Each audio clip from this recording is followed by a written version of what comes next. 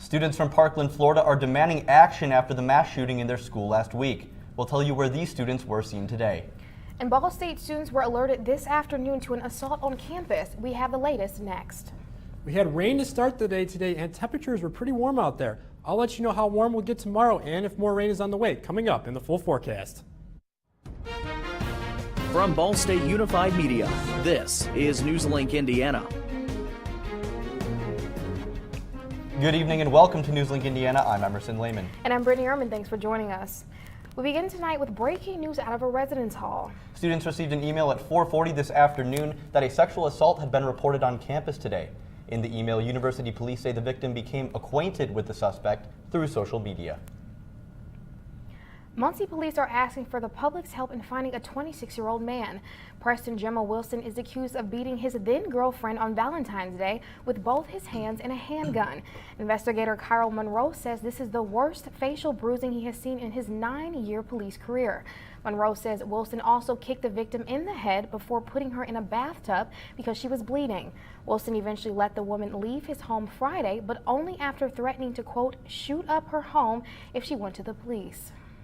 And well, it was a rainy day across East Central Indiana today, and that rain will stick around. Take a look at this. So far, we've seen just under 1 inch of rain in the Muncie area, and now the Delaware County EMS is handing out sand and sandbags. EMS says these bags of sand will help with the rising water, and they also say you can pick those up at Station 3 on East Memorial Drive or the Delaware County Fairgrounds off of Wheeling Avenue. And Brittany, certainly a very damp day here in Muncie. I felt like I was dodging raindrops every time I went outside. You're absolutely right, Emerson, and this humidity hopefully is not here to stay, and there's some sunshine in our future, maybe. Joe, what can you tell us? Hey, good evening, Emerson and Brittany. You're right. It was a very wet start to the day today, and those rain showers that started the day have moved off to the northeast, though we've seen more rain showers move into central Indiana as we progress throughout the day today. Now, right now in Muncie, we're still seeing some on and off rain showers. We're currently sitting at 61 degrees. The winds have died down a bit, though the southerly wind flow that came into the state today allowed us to warm up as warm as we did. In the full forecast, we're going to touch on a messy, wet week ahead. Unfortunately, we won't see much sun this week. We have above average temperatures, though, throughout the rest of the week, and we also have some flooding concerns. We'll talk about all that coming up in the full forecast. All right, thanks, Joe. Well, the Muncie Police Department is currently looking for a suspect in connection to a double shooting early yesterday morning. NewsLink Indiana's Andrew Smith joins us now with a look at the developments. Andrew, good evening. Good evening, Emerson and Brittany. Thank you. Around 3:30 a.m., police were called to Ugly's Bar and Grill on South Walnut Street for a shooting. The bar and grill is just blocks away from downtown Muncie. Muncie Police Captain Joe Todd said an altercation involving females happened inside the bar around the time when they were closing. The altercation then spilled out into the parking lot and the street. Shots were fired and 2 people were struck. A female victim was taken to IU Health Ball Memorial Hospital, and another one was taken to IU Health Methodist Hospital in Indianapolis. Muncie police are currently looking for Chandler Harris in connection to the shooting. Police said that they think he might be in the Muncie or Anderson area. Both victims remained in the hospitals in intensive care as of this morning. Andrew, and it's my understanding Harris had just been released from prison earlier this year. Yeah, he was just released on January 26th, and he has several previous battery, marijuana, and weapon-related charges. Okay, now if people have information about this shooting, who should they call? Yeah, police are asking anyone with information on the shooting to call Muncie investigators at 765-747-4867 or Crime Stoppers at 765-286-4050. All right, perfect. Thank you, Andrew. Thank you very much. A 19-year-old Muncie man was questioned by the police again after he posted a Snapchat last week saying, quote, "Don't go to school tomorrow." This was after the deadly shooting at a high school in Parkland, Florida that left 17 people dead. This time he was joined by agents with the U.S. Bureau of Alcohol, Tobacco, and Explosives. Jamal Beecraft was arrested by police and was preliminarily charged with intimidation with a deadly weapon. He was released after he posted bond. Muncie Police Captain Joe Todd told the Star Press that he doesn't think that Beecraft has any mental health issues or is an immediate threat. A group of D.C. teens assembled outside the White House Monday for a 3-minute lie-in for gun reform. The protest represented the 17 victims of the school shooting at Marjorie Stoneman Douglas High School in Florida. The teens hope the demonstration will serve as a visual reminder of the massacre and a call to action for gun law reform. The lie-in lasted 3 minutes to represent the length of the shooting. The students from Marjorie Stoneman Douglas High School want change, and they're taking their message directly to lawmakers. Now today, the White House says President Trump is moving to improving background checks, but gun control proposals have a long history of falling short in Congress, and it's unclear whether this will be any different from past efforts. Karen Kaifa has the details from Washington. As survivors of last week's deadly Florida high school shooting tend to physical and emotional wounds, a development from the White House that could lead to action on gun control. A spokesman said Monday morning that President Trump is open to improving background checks and has been in contact with a senator who's sponsoring a bipartisan bill to strengthen regulations. This comes as the students from Marjorie Stoneman Douglas High School are demanding change and are zeroing in on lawmakers in Washington. We have to stand up and take charge because nobody else will, because our elected officials certainly won't. We can prevent some seriously nasty crimes and some seriously indescribable tragedies from occurring. And if somebody doesn't want to do that at this point, that's pathetic. But similar gun control efforts have fallen short in Congress, including in the wake of the Sandy Hook shooting in 2012, where 26 people were killed. Now, Democrats are calling for sweeping changes and are hopeful this time could be different. I think we're seeing an inflection point in American politics with the Parkland students speaking out, with the silent majority of Americans now saying enough is enough. We need to have some common sense gun safety measures. On Monday, Florida Congressman Carlos Curbelo, a Republican, said he spoke to Paul Ryan and says the speaker wants to get something done. He knows that we have a lot of work to do, not just on the gun side of this discussion, but also on mental health, also on making sure law enforcement is doing a better job. Congress is back in session next Monday. In Washington, I'm Karen Kaifa. Students who survived the shooting are organizing the March for Our Lives March in Washington on March 24th. February is Black History Month, but how well do Americans really understand Black history? NewsLink Indiana's Cameron DeBlasio is live in the newsroom to explain why a new poll may have teachers rethinking their lesson plans. Cameron. Good evening, Emerson. A report published by the Southern Poverty Law Center suggests high schools may not be teaching the hard truths about slavery. The study surveyed 1,000 high school seniors to determine their knowledge of key points of American slavery. Now, as you can see here on this graphic, only 8% of those students said slavery was a central cause of the Civil War. G. Jones is a member of the Black Student Association on campus. She says that lack of knowledge is no surprise. The numbers themselves were kind of like, oh, shocking, but like the idea that a lot of children don't know about the true history behind slavery and how much it impacted the United States itself doesn't shock me at all. Now, one contributing factor is the lack of resources provided to teachers. 58% of surveyed teachers say their textbooks inadequately depict slavery. History education major Brandon Murphy says while it's difficult to talk about slavery, that's exactly why it's necessary. We don't learn and grow from talking about things that are easy and enjoyable to talk about, but we really can learn and grow as a society and as a people group and as a democracy when we talk about and challenge ourselves with hard subjects like slavery. Now, the Law Center says it's working to make new resources available for teachers, and you can check those out by visiting tolerance.org/hardhistory. Live in the newsroom, Cameron DeBlasio, NewsLink, Indiana. All right, some interesting information there, Cameron. Thank you. More college students are working to pay for school than ever before. Coming up, we have an in-depth look at how far their dollar is really going. And the city of Muncie has new plans along the White River. We'll tell you what the city has done to make those plans a reality. Stay with us. Oh! Checking your fantasy league? Nah, just my 401k statement. Nice. Where'd you find the money for that? I've just been saving a little every month. I can't seem to save anything. Well, what about all this? What about the money you're spending? What money? It's gone before I can get my hands on it. I got a pizza for a Todd. Hey, can somebody spot me? When it comes to financial stability, don't get left behind. It's 547. Get tools and tips for saving at feedthepig.org.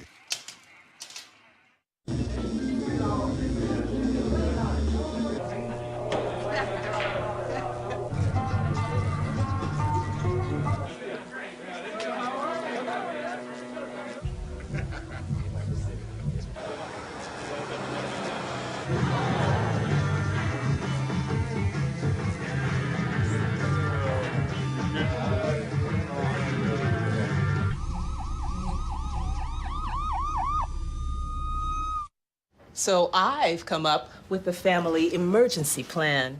Great. What is it? It's difficult to talk about, so I'm not telling you. How will we know what to do? You won't. I'm so glad I won't have to remember anything. And me too. Thanks for this, sweetie. Talk to your kids about who to call, where to meet, what to pack. Visit ready.gov/kids for tips and information. So, I just moved in with this family, and it's embarrassing. The little one, he likes to go outside and crawl around in the giant litter box. I don't know what he's doing. I mean, I was born and I knew how to use the litter box. Look at that! That's disgusting! Oh, poop already! You're making me nervous. Oh, okay, I can't look at this anymore. I really hope he grows out of this, for his sake. Welcome back to NewsLink Indiana. Well, Ball State hosted 8 other universities this weekend for the Indiana Forensic Association State Championship. Ball State won the competition for the 8th year in a row and also won 15 individual state titles and the Quality Award. Seniors Josh Rattel-Kahn and Marion Fant also won special awards. Speech team director Mary Moore said the competition is a chance for them to showcase the work they've done since August. They really are sort of the pinnacle of performance, you know, like every single pause has been sort of considered and choreographed, and so they're very polished in their delivery. Team members will travel to 3 national competitions later this semester. The debate team also won big this weekend at the Indiana State Debate Tournament. The team won 2 of the 3 debate divisions, finishing second in the other division. Ball State has won the last 3 team championships for debate in the state. And students had another chance last night to hear about the 4 people running to lead student government. The long SGA slate running Amplify spoke at the Student Center and emphasized this goal of having student input with every legislation decision. SGA presidential candidate Isaac Mitchell said his focus is not on running a campaign over the next 2 weeks, but instead on using the time to hear from students. The 3rd and final debate will be this Wednesday at 8 in the Art and Journalism building. Nearly 4 out of 5 college students work for a job to pay for school, but even though students are taking on extra responsibilities to graduate with less debt, how much of it is paying off? NewsLink Indiana's Esther Bauer explores how paying for school is more challenging than ever before. Whether it's on campus or off, most college students are splitting their time between school and a job to lessen the financial burden. But the hours needed to work and pay for school have drastically increased. Whereas it used to take about 300 hours to pay for 4 years of school, it now takes over 4,500. This extra burden has forced Sabrina Childers to work 50 hours a week just to attend Ball State. She says the need to work has affected her college experience. It does take most of my time between school and then work. So I guess if you think about like the stereotypical college life, like going out on the weekends, things like that, being involved in a lot of things on campus, I don't really get to fully experience that. While everyone's college experience differs, Professor of Economics Michael Hicks says students working more to pay for school isn't stemming from a growth in instructional cost. The dorm expenses are higher, the cost of technology that students use, the expectations of what a campus has, you know, a fitness center and all the other activities that go with it comprise a growing share of the cost of tuition and fees, and that makes it difficult for students working at minimum wage or higher jobs to pay for it while they're attending school. While working may not be enough to make ends meet, Hicks says students aren't turning away from college. Ball State has seen growing enrollment and welcomed its 2nd largest freshman class this past fall. While the workloads may be heavier, Childers says it speaks volumes about those who are putting in the extra work. I think it also shows that the people who are going for their degrees that they desire really are going to put in the effort and the work to obtain it because it is something they want to do even though the odds are stacked against them. In Muncie, Esther Bauer, NewsLink, Indiana. Many Ball State students are dancing in excitement after raising $650,000 this past weekend at Dance Marathon. The 11th annual event lasted 13 hours as dancers participated in activities ranging from yoga to kickball. The donations helped fund the Magic Castle cart. Now, this program delivers more than 20,000 gifts to patients and families in pediatric care. Certainly an awesome story there. And the city of Muncie has bought 15 parcels of land along the riverfront downtown for $1.7 million, according to the Star Press. The new land will help serve Mayor Dennis Tyler's larger $48 million riverfront restoration project. Most of the properties sit between Franklin Street and the White River near City Hall. Todd Donati, executive director for the Muncie Redevelopment Commission, says the city is working with potential developers to finance the project. And Brittany, certainly an exciting time for the city of Muncie. Yeah, and hopefully they can have better weather to walk outside. So Joe, sunshine, tell us. Well, unfortunately, sunshine is not in the forecast for a while. As you look here on radar, you can see extensive rain showers spanning the Midwest. I'll let you know how the rain will impact your plans in the full forecast coming up. Can you help me with this? My new dad teaches me all kinds of stuff. Sure. He helps me with homework. That would be 3.6795. Thanks. Yep. He helps me with my decision making. I wouldn't use this one. Ever. And he's even teaching me how to drive. And that's why cars have bumpers. I'm learning so much. You don't have to be perfect to be a perfect parent. Thousands of kids in foster care will take you just as you are.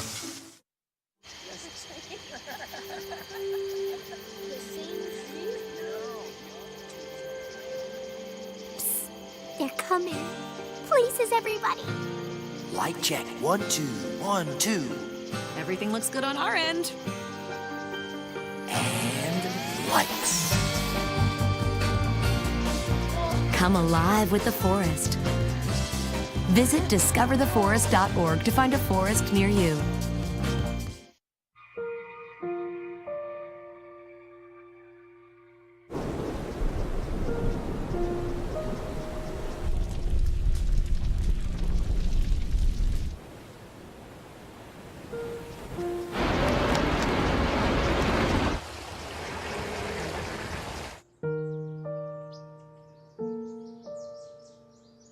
Don't wait. Communicate. Make your emergency plan today.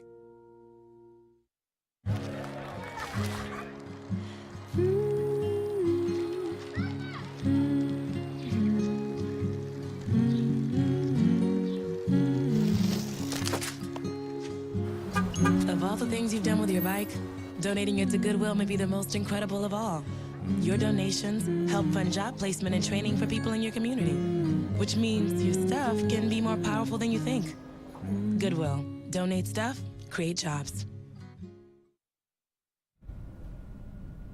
Welcome back to NewsLink Indiana. And Brittany, I know you've been hoping for sunshine. I think everybody is, but it looks like we're going to have to keep the rain jackets out for a few more days. I mean, I have to say the rain is not the popular type of weather that we're looking for, so I'm asking you for sunshine, but I think you're going to tell me more rain, right? Well, how about that rain this morning? It rained a lot this morning. We have a lot more rain on the way. There is rain currently moving through the Midwest.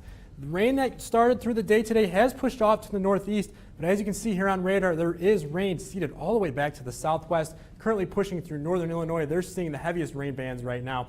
Indiana right now, seeing some of the lighter showers here in the NewsLink Indiana viewing area, starting to see some light showers on and off as we head through the night tonight. This will continue through the overnight hours. I don't think that rain will be super heavy in coverage as we head through the night tonight. Though flood warnings have been issued, the most important currently for Delaware and Randolph County, this is in effect right now. If you live in this area, use caution as this river is currently at flood stage. The other flood warning to report is in Madison County. This goes effect on Friday. This was issued in advance of more rain that's coming. They're anticipating that river to be at flood stage by the end of the week. How much rain is going to fall?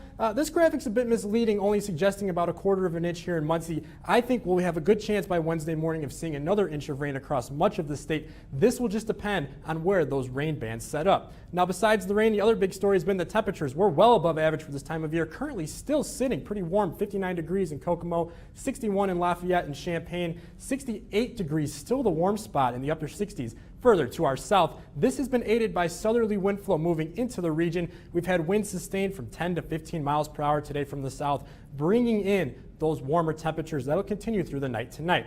Right now in Muncie, we're at 61 degrees. We had some rain showers around just a little bit ago. We've seen rain on and off through the night tonight. That will continue, and we'll continue to see some pretty good chances of pretty strong winds, I should say, moving into the region throughout the night tonight. Those strong winds will stop temperatures from falling too far down. We'll only drop down to 60 degrees for the low temperature tonight. That will help us to reach a high of 71 degrees tomorrow. That will be the exciting part. The bummer, though, will be the wet and windy day that we'll see tomorrow. We'll have gusts as high as 25 miles per hour tomorrow. And those rain, let's time that out for you here on Precision Cast. Wake up tomorrow, we could have some spotty rain showers around.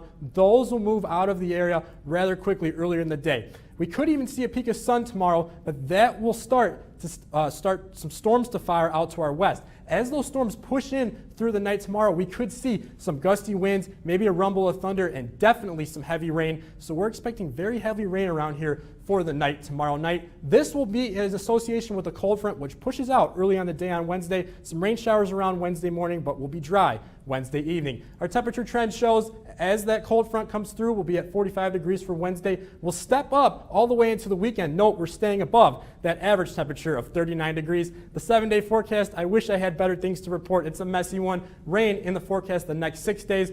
Best chance of rain coming in on Friday. It will be quite heavy on Friday. Temperatures actually warm up into the weekend, drop down here for Sunday, but we don't see the sun back on the map until the start of next week. Brittany, I know that's you're ready for next week. I'm not happy. All the way till Monday, I have to wait for sunshine? All the way till Monday. Well, I guess I'll have to take it. Thanks, Joe. So, DeMarcus, what's coming up in sports? Well, guys, it was a big weekend for both men's and women's basketball teams as they picked up 20-point-plus wins versus their opponents. And also, see how a Hoosier took home a Winter Olympic medal. All that and more coming up in sports. Here's to the things that can keep us safe. Those we use all the time with hardly a thought. Those that are silently standing by to save our lives. And now, those that we carry with us everywhere we go. Many mobile devices will now bring you wireless emergency alerts, real-time information directly from local sources you know and trust. With a unique sound and vibration, you'll be in the know wherever you are.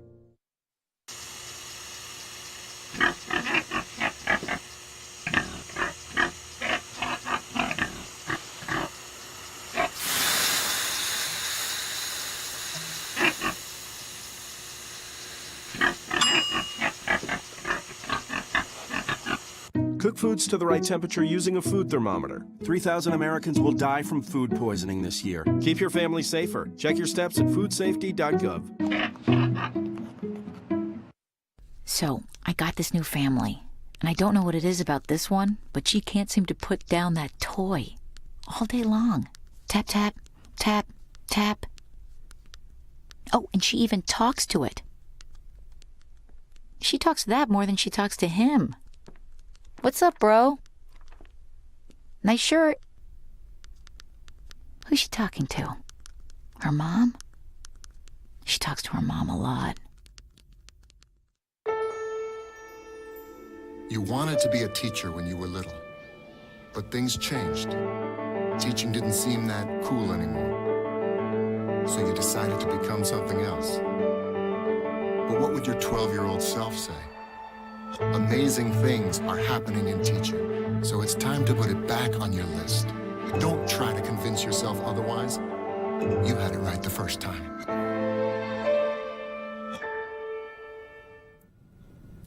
Welcome back to NewsLink Indiana. I'm DeMarcus Brookins with sports.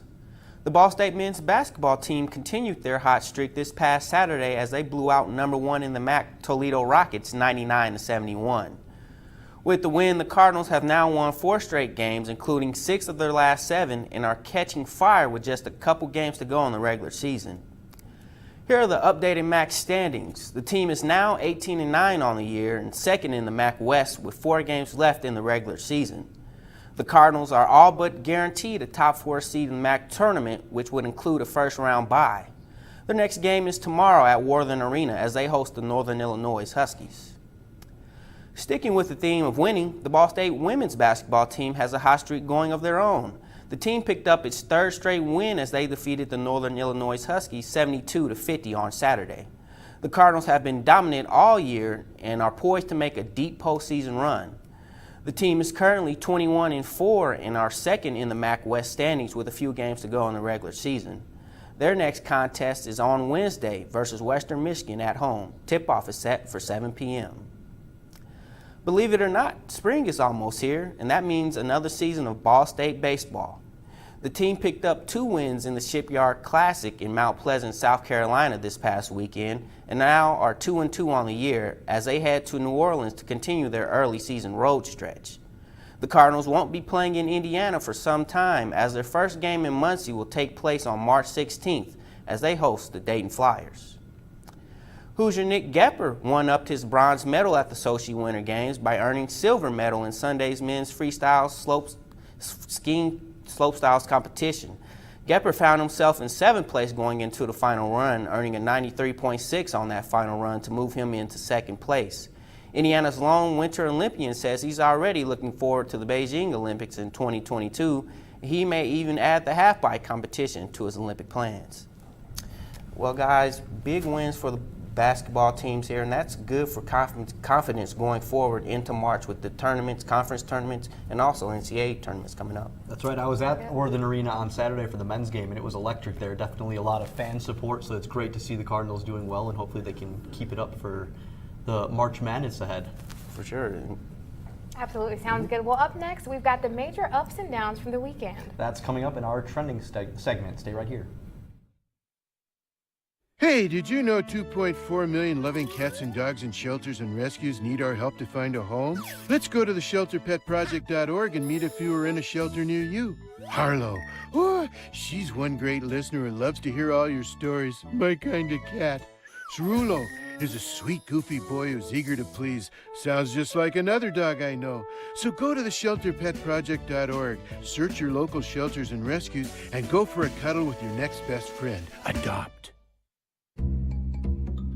Sure, I look cute now, but when my owner lost his job, it was rough.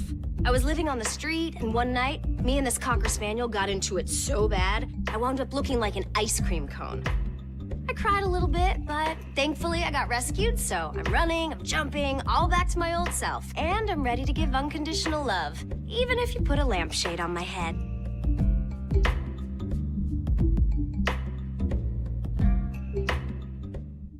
There's one thing you can never have sex without. It's not something you buy. Or something you take. In fact, there's only one way to get it. It has to be given to you, freely. It's consent. Because sex without it isn't sex. It's rape. Consent. If you don't get it, you don't get it. It's on us to stop sexual assault. Learn how and take the pledge at itsonus.org.